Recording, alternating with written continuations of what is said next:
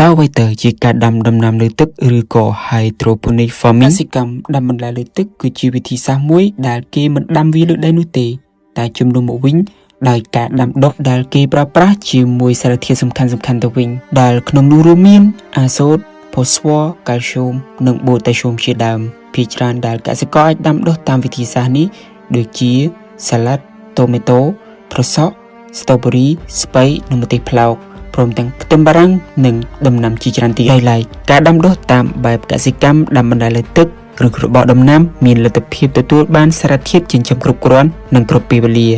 ដែលធ្វើឲ្យការស្រូបយកសារធាតុចិញ្ចឹមនិងការលូតលាស់មានប្រសិទ្ធភាពជាងមុនលើសពីនេះទៅទៀតយើងក៏ឃើញមានការប្រើប្រាស់បច្ចេកវិទ្យានៅក្នុងកសិកម្មដាំបន្លែលើទឹកផងដែរដោយមានការចូលរួមបញ្ចូលឧបករណ៍ចាប់សញ្ញាអ៊ីនធឺណិតនៃវត្ថុកាមេរ៉ានិងបច្ចេកវិទ្យាបញ្ញាសិប្បនិម្មិត AI ជាដើមដើម្បីតាមដានពីស្ថានភាពឬរបស់ដំណាំត្រួតពិនិត្យពីសារធាតុចិញ្ចឹមនៅក្នុងទឹកតាមដានកម្រិត pH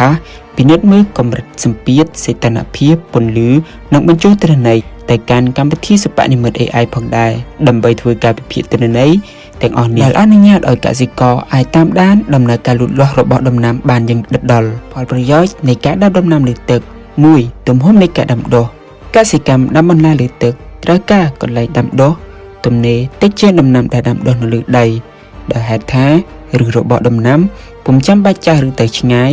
ដើម្បីស្វែងរកសារធាតុចិញ្ចឹមនិងសំណើមនៅក្នុងដីនោះទេព្រោះថានៅក្នុងកសិដ្ឋានដាំបន្លែលើទឹកមានសារធាតុចិញ្ចឹមនិងសំណើមត្រូវបានបញ្ចូលទៅឫសដីផ្ទាល់ហើយ 2. កាត់បន្ថយការប្រើប្រាស់ទឹកការធ្វើកសិកម្មតាមបែបសាមញ្ញត្រូវការប្រើប្រាស់បរិមាណនៃការប្រើប្រាស់ទឹកច្រើនប៉ុន្តែការធ្វើកសិកម្មដាំបន្លែលើទឹកត្រូវការទឹកតិចតួចបើប្រៀបធៀបទៅនឹងដាំដំណាំធម្មតាដោយសារតែទឹកដែលប្រើប្រាស់សម្រាប់ដាំដំណាំរួចនឹងហូរទៅអាងស្តុកសារធាតុចិញ្ចឹមវិញហើយកសិករអាចយកទឹកនោះមកប្រើប្រាស់ឡើងវិញបាន 3. ទទួលបានទិន្នផលខ្ពស់ការដាំដំណាំបែបនេះធ្វើឲ្យដំណាំធំធាត់បានយ៉ាងឆាប់រហ័សនិងគ្មានជំងឺការដាំដំណាំបែបនេះគឺមិនប្រើប្រាស់នៅថ្នាំបាញ់សត្វល្អិតនោះទេពីព្រោះវាស្ថិតនៅក្នុងរោងឬផ្ទះសំណាញ់រួចហើយវាក៏មិនព្រួយបារម្ភឬអាកាសធាតុគ្រប់រដូវដែរទី 4 សន្សំពេលវេលាការដាំដំណាំនៅលើទឹកអាចឲ្យកសិករចំណេញពេលវេលាដោយនៅពេលពួកគេរៀបចំប្រព័ន្ធដាំដំណាំនេះរួចរាល់